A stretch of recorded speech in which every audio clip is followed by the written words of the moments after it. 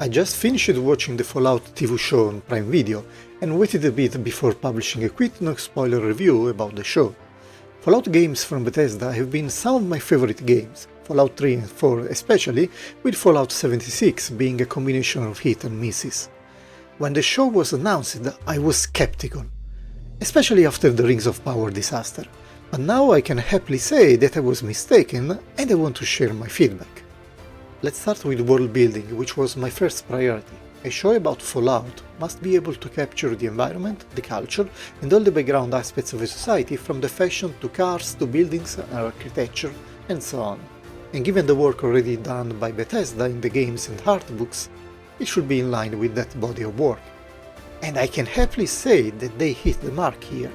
From the 1950s inspired technologies to the private homes, dresses, and the hunt for the commies and the robots, of course.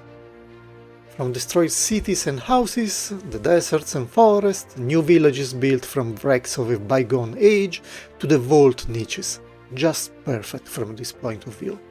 And also the habit of smoking everywhere, even in front of children inside houses. For me, it is the game experience made in form of movies, and the show gains full marks on this front. The story is in line with a typical Fallout game, especially considering the perspective of a vault dweller. There is a sense of déjà vu, but it is a good and welcoming one. But there are also character stories merging, and the vault way of life is only one of them.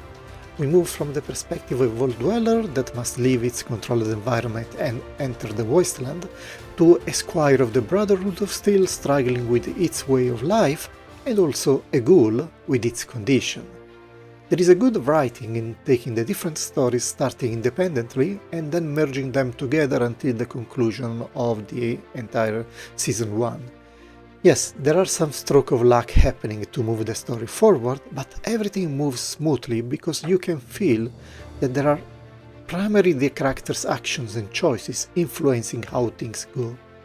Everybody has different reasons to exist, from the main protagonist to the secondary ones. Every group has its own reasons, no matter how odd they may look like, and all of these groups interact in a believable way in this dystopian future where hope has many forms. And of course there is gore and violence, again in line with the existing Fallout style. There is retro sci-fi technology, and there is that sense of humor typical of the entire lore.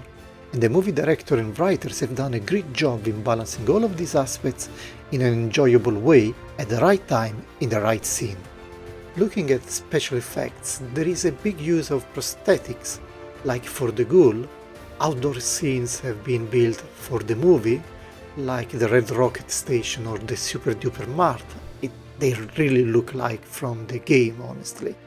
Computer graphics is there, but perfectly blended in the scene, and never taking over the attention from the specific shots. Power armors are well made in my opinion, no computer graphics.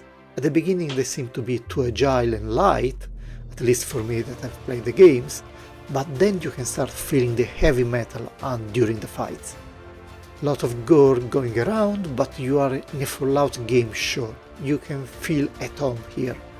It is a show designed for mature audiences, not for kids, that is for sure. So everything is perfect? No. To be honest, it will be nitpicking here and there, but the core show is great and those small issues do not change anything in my opinion. And there are a lot of mini answers to many questions that people that play the games had, and that now will find some answers. But, this is a no spoiler review. So to wrap everything up, for me it is a promotion with full marks. Yes, I'm biased because I am a Fallout gamer, but this is really one of the best TV shows that I've seen so far, and I hope that it will help Bethesda in building a larger Fallout ecosystem, where other companies will be able to contribute. I'm sad that they decided to go for the Starfield route, but I hope that this success will help them reconsider their future plans, not just for the inevitable Season 2.